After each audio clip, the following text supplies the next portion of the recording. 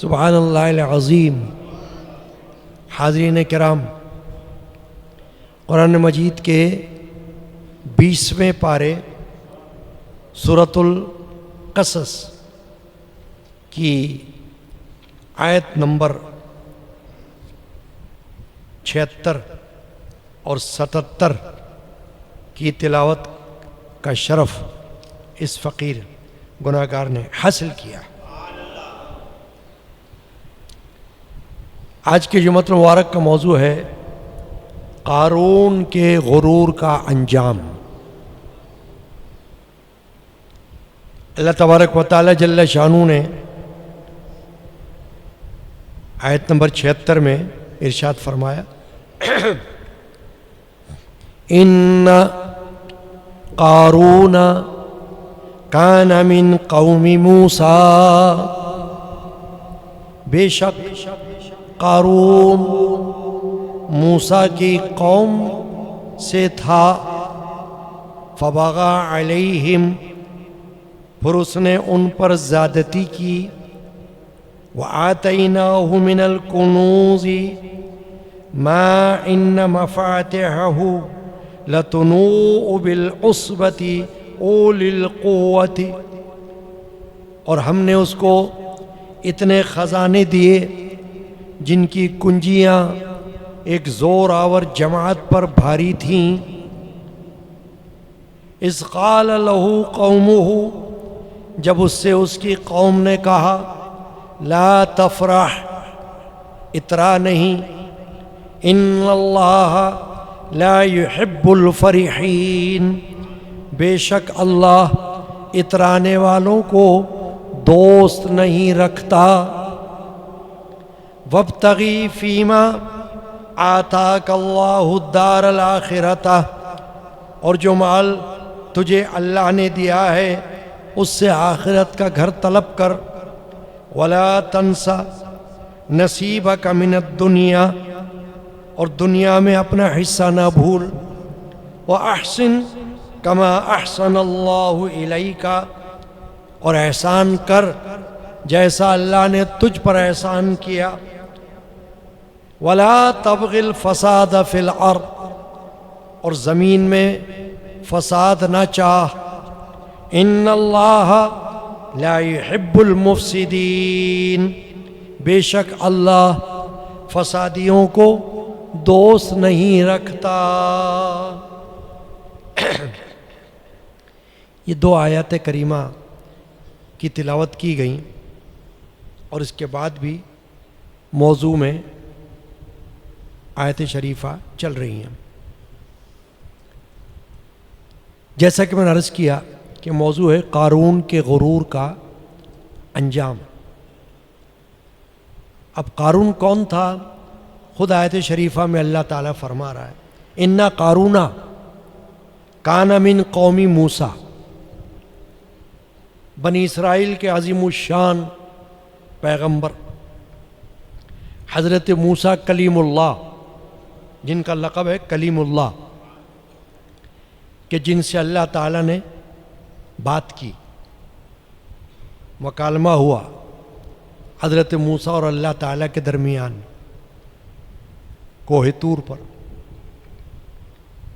تو حضرت موسیٰ کلیم اللہ بہت عظیم الشان پیغمبر گزرے ہیں بنی اسرائیل کے،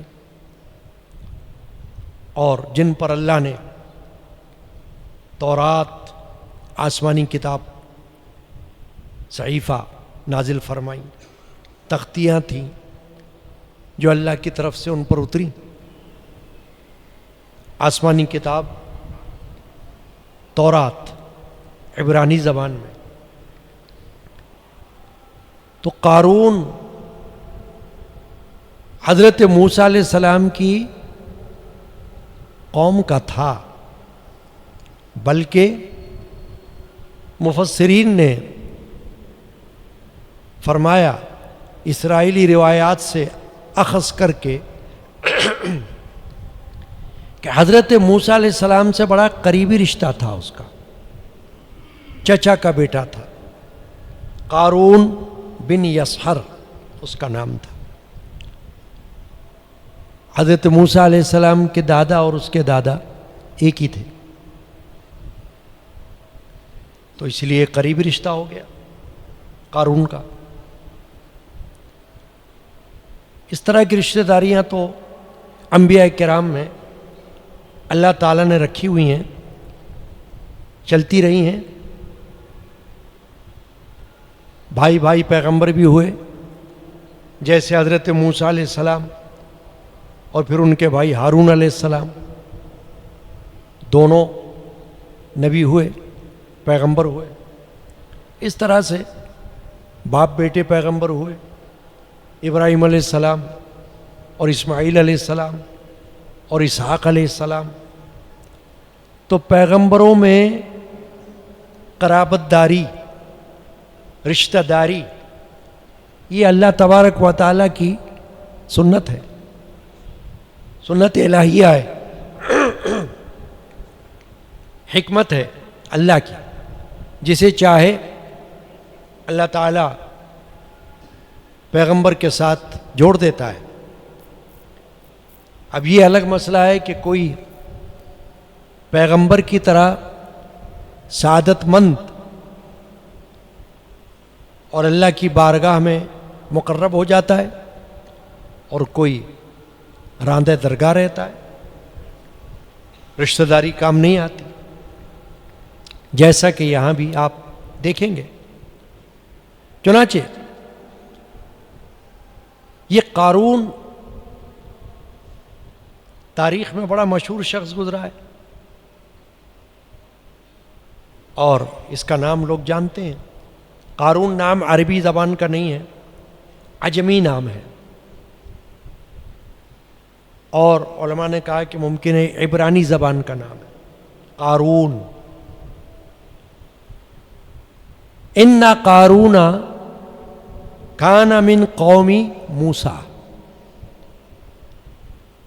فرماتے اللہ کہ یہ قارون حضرت موسیٰ علیہ السلام کی قوم میں سے تھا، اور اس کا مطلب یہ بھی ہے کہ وہ اسرائیلی تھا، قبطیوں میں سے نہیں تھا، اسرائیلیوں میں سے تھا، جو موسیٰ علیہ السلام کے قوم والے تھے، انہی میں سے تھا۔ اور پھر ایک بات اور ہے کہ اللہ تعالیٰ نے اس کو حسن و جمال دیا ہوا تھا، نہایت خوبصورت بندہ تھا، وجیح شکیل، اس لیے اس کو منور کہا جاتا تھا۔ منور کے معنی روشنی والا، کہ چہرے سے روشنی جھلکے جیسے، اس طرح دنیا کے اعتبار سے اللہ تعالیٰ کسی کو کچھ نہ کچھ خوبیاں عطا فرما دیتا ہے، وہ دنیا کے حوالے سے ہوتی ہیں۔ اور پھر یہ کہ بنی اسرائیل میں تورات کا بہترین قاری تھا قارون، قراء میں سے تھا، یعنی کہ تورات کی قرأت بہت بہترین کیا کرتا تھا۔ جیسے ہمارے یہاں قرآن کے قاری ہوتے ہیں، قرآن کے حفاظ ہوتے ہیں، وہ تورات کا قاری تھا، تورات بہت اچھی پڑھتا تھا قارون۔ اور جب وہ امیر نہیں ہوا تھا، نادار تھا، غریب تھا، تو پھر اس کے اندر اخلاقی صفات تھیں، تواضع، عاجزی کا پہلو اس میں نمایاں تھا، مگر پھر بدل گیا دولت آنے کے بعد۔ تو اصل جو اس کا برا انجام ہے، اس کا سبب مال و دولت اور اس پر غرور ہے۔ ان قارون کان من قوم موسیٰ فبغى علیہم، پھر اس نے ان پر زیادتی کی، یعنی ظلم کیا، اپنی قوم کے ساتھ حضرت موسیٰ علیہ السلام کے ساتھ زیادتی یہ بھی ہوتی ہے نافرمانی. نافرمانی بھی ظلم ہے، وہ پیغمبر کی ہو یا کسی عالم کی ہو، فاضل کی ہو، قرآن کے حکم کی نافرمانی ہو، رسول کی نافرمانی ہو، یہ ظلم ہے. فبغى علیہم، اللہ نے فرمایا اس قارون نے ان پر زیادتی کی. اب یہ جو قارون ہے جس کا ذکر آپ سن رہے ہیں، موسیٰ علیہ السلام کی قوم میں سے ایک اور گزرا ہے، وہ بھی موسیٰ علیہ السلام کی قوم میں سے، یعنی ان کے عہد میں وہ فرعون ہے. اور یہ دونوں تاریخ کے بدبخت انسان گزرے ہیں. یعنی ان کا نام کوئی بھلائی سے یا تعریف سے نہیں لیتا. ان کا نام جب لیا جاتا ہے تو اس مثال کے طور پر لیا جاتا ہے کہ کبھی کسی برے کی مثال دینی ہو تو یا فرعون کی مثال دی جاتی ہے یا قارون کی مثال دی جاتی ہے. اگر موسیٰ علیہ السلام کے دور کی مثال دینا ہو، اور اگر رسول کریم علیہ تحید و تسلیم کے زمانہ اقدس کی مثال دینا ہو تو ابو جہل کی مثال دی جاتی ہے، ابی لہب کی مثال دی جاتی ہے. ہر دور میں فرعون ہوئے ہیں، یعنی اپنی فطرت کے اعتبار سے. تو موسیٰ علیہ السلام کے دور میں بھی فرعون ہوا، اور موسیٰ علیہ السلام کو دونوں سے واسطہ پڑا، فرعون سے بھی واسطہ پڑا اور قارون سے بھی واسطہ پڑا.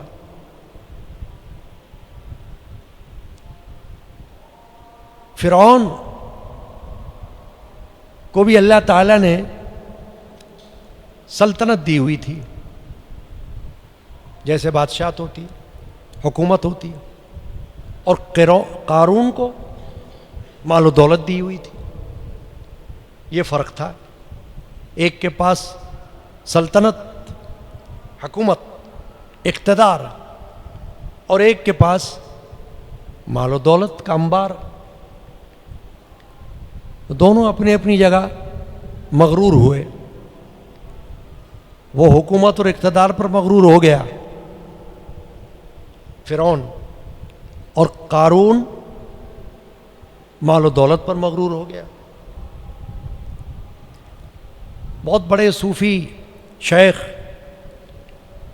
عالم و فاضل، سلطان العارفین مولانا محمد جلال الدین رومی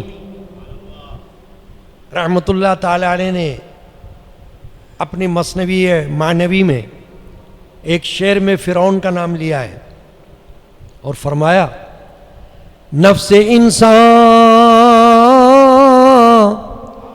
کم تر از فرعون نیست، لیک اورا عون ایرا عون نیست. یہ مولانا روم سمجھا رہے، فرما رہے انسان کا نفس، نفس انسانی، نفس امارہ، فرماتے ہیں یہ فرعون سے کمتر تھوڑی ہے، یہ بھی فرعون ہے اپنی جگہ. نفس انسان کم ترس فرعون نیست، انسان کا نفس امارہ فرعون سے کم نہیں ہے. لیک اورعون ایرا عون نیست، فرمایا لیکن اس کے پاس تو حکومت تھی، اقتدار تھا، سلطنت تھی، اس نے اس کو مغرور بنا دیا. اور یہاں انسان کا نفس کسی غریب کو بھی مغرور کر دیتا ہے، کسی امیر کو بھی مغرور کر دیتا ہے، چاہے اس کے پاس حکومت ہو یا نہ ہو. نفس ہے انسان کا، وہ شیطان ہے. ان الشیطان للانسان عدو مبین، فرمایا اللہ نے بے شک شیطان انسان کا کھلا ہوا دشمن ہے. تو مولانا روم نے اس طرف توجہ دلا دی ہے کہ انسان کا نفس بھی فرعون بنا رہتا ہے ہمیشہ، مگر فرق یہ ہے کہ وہ جاہو جلال اور اقتدار و حکومت والا رہا، اور یہ بغیر حکومت کے فرعون بنا ہوا ہے. اب یہ قارون کا ذکر چل رہا ہے. فرمایا اللہ نے انا قارون کان من قوم موسیٰ فبغى علیہم، بے شک قارون موسیٰ کی قوم میں سے تھا، پھر اس نے ان پر زیادتی کی، یعنی ایک طرح سے منافق بن گیا. مال و دولت آتے ہی پانسا پلٹ گیا اس کا، وہ اخلاق، وہ عجز و انکساری ہوا ہو گئی، چلی گئی. یہ بڑا سبق آموز واقعہ ہے قرآن کا، ہر ایک کے لیے. دور تو وہ ہے موسیٰ علیہ السلام کا، لیکن قرآن قیامت تک کے لیے ہدایت ہے. اس لیے جب بھی کوئی قرآنی واقعے کو سنے گا یا پڑھے گا اس کو اس سے ہدایت ملے گی، سبق ملے گا. اور اللہ تعالیٰ نے اسی لیے قرآن مجید میں قصے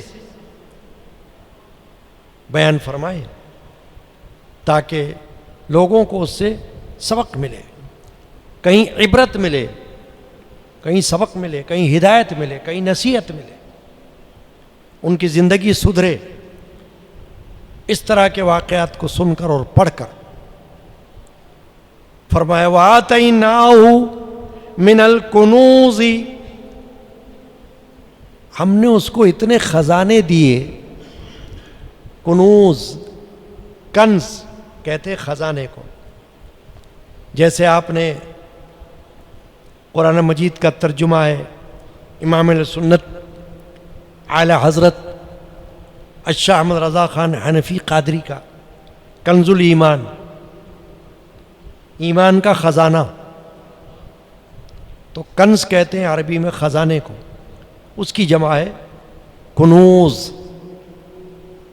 فرمایا اللہ نے وَآتَيْنَاهُ مِنَ الْكُنُوزِ، ہم نے خزانوں میں سے اس کو خزانے دیے. اور خزانہ کوئی معمولی نہیں، اس خزانے کی شان بھی اللہ بیان کر رہا ہے کہ کیسا خزانہ تھا وہ. مَا إِنَّ مَفَاتِحَهُ لَتُنُوءُ بِالْعُصْبَةِ أُولِي الْقُوَّةِ، وہ خزانے ایسے اللہ نے عطا فرمائے کہ جن کی کنجیاں، مفاتح کنجیاں، چابیاں ایک زور آور جماعت پر بھاری تھیں. اندازہ لگائیے آپ، خزانہ نہیں، خزانے کی صرف چابیاں، تو خزانے کتنے بھاری ہوں گے پھر. خزانوں کا تو کچھ ٹھکانہ ہی نہیں. دیکھیے جس خزانے کی چابی ایک نہ ہو، کئی ہوں، تو آپ اس کو سن کر ہی اندازہ لگا لیں کہ خزانہ کتنا بڑا اور کتنا وسیع ہوگا. کیا کچھ اس کے اندر نہیں ہوگا، کتنا مال و دولت، کہ آج شاید ہی کسی کے پاس ایسا خزانہ ہو. تو اللہ فرماتا ہے کہ ایک آدمی نہیں چابیوں کو اٹھانے والا، زور آور جماعت. اللہ نے فرمایا کہ قوت والے افراد اس کو اٹھاتے ہوئے تھکتے تھے چابیوں کو. اور جانور پر وہ چابیاں، ایک جانور نہیں کئی جانوروں پر چابیاں لادی جاتی تھی سفر میں چلنے کے لیے. اب آپ اندازہ لگا لو، یہاں تو کسی کے پاس کچھ مال و دولت آ جائے تو وہ اپنی اوقات بھول جاتا ہے. دیکھیں ہمارا مشاہدہ اس دنیا میں بھی بہت ہوتا رہتا ہے. لوگ سنتے بھی رہتے ہیں اور دیکھتے بھی رہتے ہیں. خبریں سنتے ہیں, اپنے آس پاس لوگوں کو دیکھتے ہیں, اور کسی کو یہ بھی معلوم ہوتا ہے کہ بھئی یہ تو ہمارے سامنے 2 ٹکے کا بندہ تھا, اس کے پاس تو کوئی سواری بھی نہیں تھی, اس کے پاس تو رہنے کے لیے کوئی ٹھیک گھر بھی نہیں تھا, اور آج یہ عالی شان محل میں رہ رہا ہے. حدیث پاک میں اللہ کے رسول صلی اللہ تعالی علیہ وآلہ وسلم نے اس طرف توجہ دلائی ہے کہ ایک زمانہ آئے گا کہ ننگے پیر پھرنے والے لوگ محلوں میں رہیں گے. ایسا وقت بھی آ جائے گا کہ ان کے پاس, جن کے پاس جوتے نہیں تھے پہننے کے لیے اور ننگے پیر گھما کرتے تھے, ان کے پاس کوٹھیاں ہو جائیں گے, محل ہو جائیں گے. وہ وقت آئے گا, حضور فرما رہے ہیں. تو قارون بھی ایک زمانے میں غریب تھا, ناداروں میں اس کا شمار تھا, اور اس وقت تو اخلاق سے ملتا تھا, لوگوں کے ساتھ اچھا رویہ رکھتا تھا, عاجزی کے ساتھ ملتا تھا.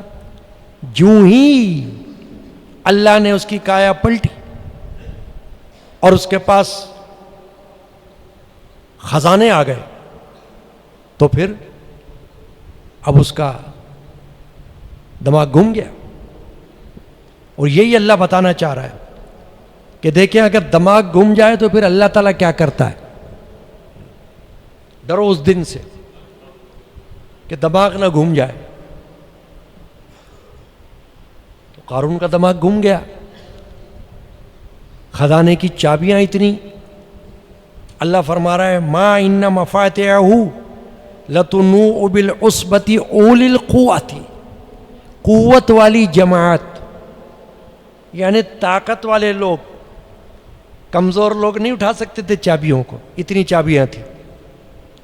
اس کے لیے بھی کوئی باڈی بلڈر چاہیے تھے.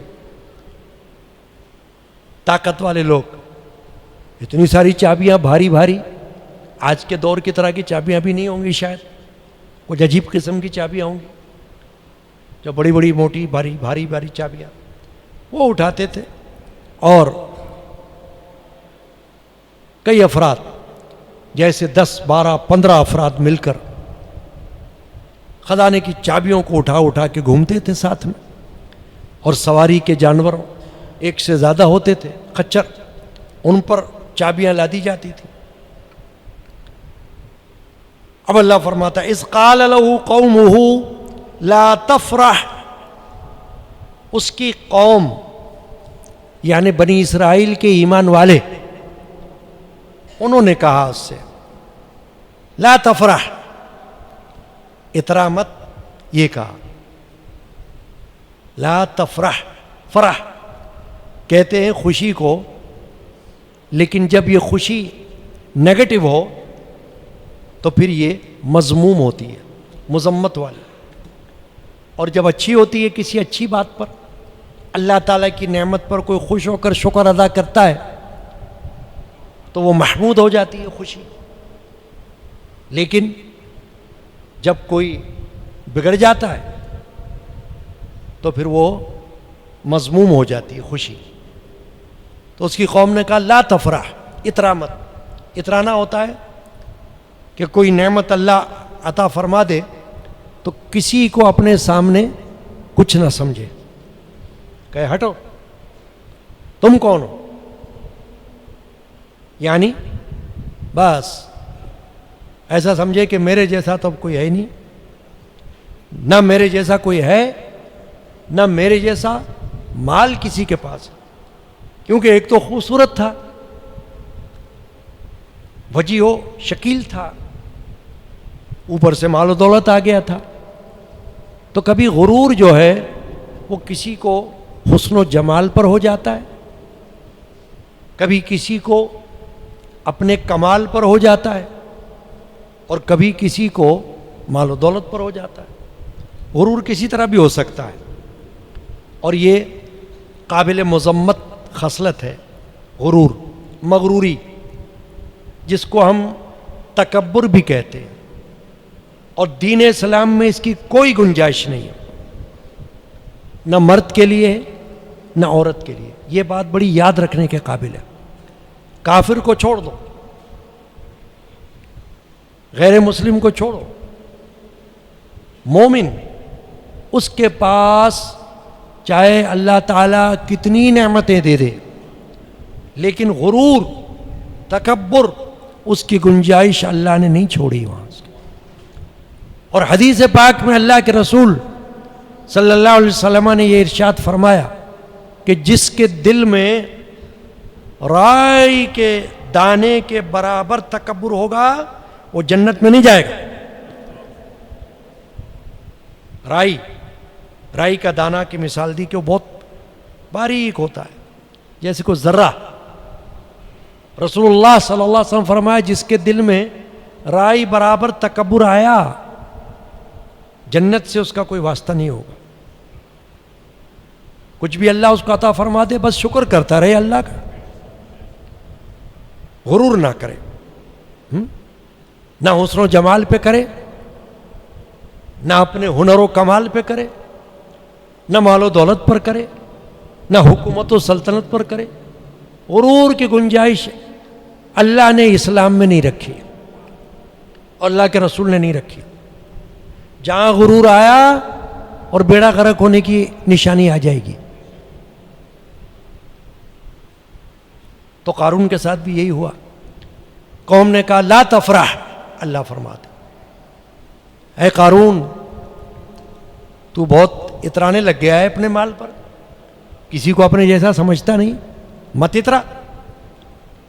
ان اللہ لا يحب الفرحین، بے شک اللہ اترانے والوں کو پسند نہیں کرتا۔ یہ قرآن ہے نا جو میں پڑھ رہا ہوں، خود قرآن بتا رہا ہے کہ کیا کہا اس کی قوم نے۔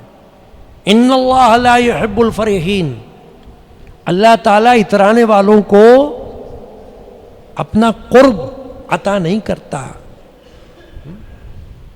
کوئی عبادت اللہ کے قریب اس کو نہیں کر سکتی، کیونکہ اس کے اندر غرور آ گیا، کہیں علم کا غرور، کہیں عبادت کا غرور، کہیں عمل کا غرور، کسی بھی قسم کا ہو تکبر جہاں آیا اور اس کا ستیہ ناز ہوا۔ ابلیس کو دیکھ لیں آپ، شیطان عبادت گزار تھا، ہو سکتا ہے آج کا کوئی مسلمان اتنا عبادت گزار نہ ہو، ابلیس کے جیسا، شیطان کے جیسا، تبھی تو فرشتوں میں رہتا تھا۔ آپ اندازہ لگاؤ نا، آپ فرشتہ تھا نہیں، وہ تو جنات میں سے ہے، شیطان جن قوم میں سے ہے، مگر چونکہ اللہ تعالیٰ کا سجدہ اتنا کرتا تھا کہ فرشتوں کے صف میں رہتا تھا، جگہ جگہ سجدے اللہ کو۔ مگر جب اللہ نے فرمایا اسجد لآدم، آدم کو تعظیم کا سجدہ کر، تو کہا نہیں، وہاں غرور آ گیا اس کو، نہیں کروں گا۔ کیوں نہیں کرے گا؟ میں افضل ہوں، کہا معاذ اللہ، حالانکہ افضل تھا نہیں، کہا میں افضل ہوں، مجھ کو تو نے آگ سے پیدا کیا ہے اور اسے تو نے خاک سے پیدا کیا ہے، میں اسے سجدہ نہیں کرتا۔ اب یہ جو غرور آیا اور بیڑا غرق ہوا، کیسا ہوا کہ اللہ نے فرمایا اخرج، نکل یہاں سے باہر، فرشتوں میں سے بھی باہر نکل اور میرے قرب سے بھی باہر جا۔ دھتکار دیا اللہ نے، اب قیامت تک دھتکارا ہوا ہے، راندہ درگاہ بنا ہوا ہے، شیطان ہے، ابلیس ہے۔ اب دیکھیں نا، کوئی ابلیس نام رکھتا ہے؟ نہیں رکھتا نا، بھلے پسند ہو، یعنی نام تو ایسے ہوتے نا، الفاظ کے اعتبار سے لوگ پسند کر لیتے ہیں بعض دفعہ۔ آج کل بھی ایسا ہوتا ہے، بہت سے لوگ بچے پیدا ہوتے ہیں تو کہیں نہ کہیں سے نام اٹھا لیتے ہیں، صرف اس لیے کہ وہ بولنے میں اچھا لگتا ہے، چاہے معنی کچھ بھی ہو۔ اللہ کے رسول نے تو بہت سے نام بدلے، کہ بھائی اس کے معنی اچھے نہیں ہیں، میننگ اچھے نہیں ہیں، بدلو اس نام کو، مگر لوگ رکھ لیتے ہیں۔ لیکن آپ دیکھو کیسا اللہ تعالیٰ نے اس کا نصیب بد نصیب کیا اس کو، کہ ابلیس کوئی نام نہیں رکھتا، فرعون کوئی نام نہیں رکھتا، قارون کوئی نام نہیں رکھتا، چاہے بولنے میں اچھا لگ رہا ہو کسی کو، کوئی کہے یار قارون تو بڑا اچھا لگتا ہے نام، مگر رکھے گا نہیں، کیونکہ لوگ کہیں گے بھائی کیا نام رکھ دیا تو نے، ایک قارون تو بڑا بدبخت آدمی ہے قرآن میں، فرعون کوئی نام رکھ دے کہ مجھے تو اچھا لگ رہا ہے، تو لوگ کہیں گے نہیں بھائی کیا نام رکھ دیا، فرعون کو تو پھٹکار ہے اللہ کی، اس کو تو بیڑا غرق کیا اللہ نے، اس کا سمندر میں غرق کر دیا تھا اس کو، یہ نام کیوں رکھا تم نے؟ تو کوئی ابلیس، فرعون، قارون، یزید ایسا نام نہیں رکھتا، جب بھی رکھے گا کوئی اچھا نام رکھے گا۔ اب یہ اترایا تو اس کی قوم نے کہا کہ لا تفرح ان اللہ لا يحب الفرحین، اترا مت اے قارون، اللہ تعالیٰ کو اترانے والے پسند نہیں ہیں۔ وابتغی فیما آتاک اللہ الدار الآخرۃ، اور جو مال تجھے اللہ نے دیا ہے اس سے تو آخرت کا گھر مانگ، یعنی اس مال کو اللہ کی راہ میں بھی خرچ کر تاکہ تیری آخرت سنورے۔ یہاں تو گزارا کر لے گا اپنے مال و دولت کی وجہ سے، جو چاہے گا لے لے گا، آج بھی ایسا ہوتا ہے نا، جو بڑا امیر کبیر ہوتا ہے وہ جو چاہتا ہے حاصل کر لیتا ہے، پیسے سے خریدتا ہے، ہوتا ہے نا دنیا میں، آپ دیکھتے ہو پیسہ ہے جس کے پاس، پیسہ پھینک اور تماشا دیکھ، تو یہ تو ہوتا ہے۔ مگر اس کی قوم نے کہا ہے قارون تجھے جو مال اللہ نے دیا ہے نا، اس سے کچھ اپنے آخرت کی فکر کر، آخرت کا گھر طلب کر۔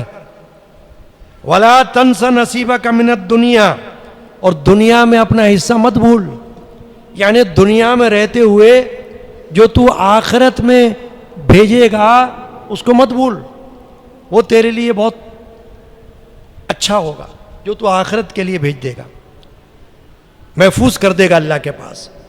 ہم جو کچھ یہاں دنیا میں آخرت کا سامان کر لیتے ہیں وہ اللہ کے پاس لکھ دیا جاتا ہے، کیا عبادت، کیا ریاضت، کیا صدقہ، کیا خیرات، کیا زکوٰۃ، کیا نیکیاں، یہ سب اللہ کے پاس محفوظ ہو جاتی ہیں۔ اس کو کہتے ہیں آخرت کا گھر، کہ اللہ کے پاس محفوظ ہے، ہمارے پاس ہمارا بیلنس ہے وہاں پر اللہ کے پاس، جب پہنچیں گے تو ہمیں دکھا دیا جائے گا، یہ لو خوش ہو جاؤ۔ وَأَحْسِن كَمَا أَحْسَنَ اللَّهُ إِلَيْكَ، اور احسان کر جیسا اللہ نے تجھ پر احسان کیا۔ اس کی قوم نے اس کو کہا قارون کو تجھے بھی اللہ نے مال دیا ہے نا، تیری جان، تیرا مال تیرا اپنا تھوڑی ہے، یہ تو اللہ کا دیا ہوا ہے، امانت ہے تیرے پاس، تو جس طرح اللہ نے تجھ پر احسان کیا ہے تو بھی کر اللہ کے مخلوق پر احسان۔ کرو مہربانی تم اہل زمین پر، خدا مہرباں ہوگا عرش بری پر۔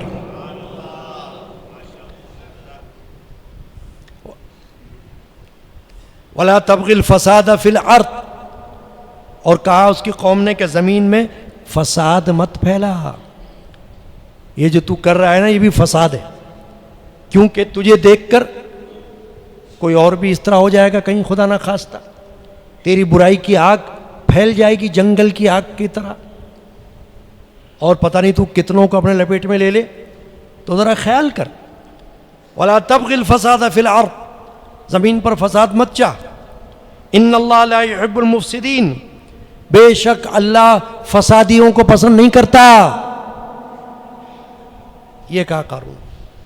مگر قارون کو نہیں ماننا تھا، اس نے کہا قال انما اوتیت علی علم عندی، اس نے کہا یہ تو مجھے ایک علم سے ملا ہے، یہ خزانہ جو میرے پاس ہے، یعنی میرا ہنر، میرا اسکل، میری کوئی جیسے کوئی کہے بھائی میری تعلیم ایسی ہے، میں نے اپنی تعلیم سے یہ سب کچھ اچیو کر لیا ہے، تو ٹھیک ہے، اگر اللہ نے تم کو اچیومنٹ دے دی ہے تو اس پر غرور کرنے کی کیا ضرورت ہے، اس پہ تو شکر کرو اللہ کا۔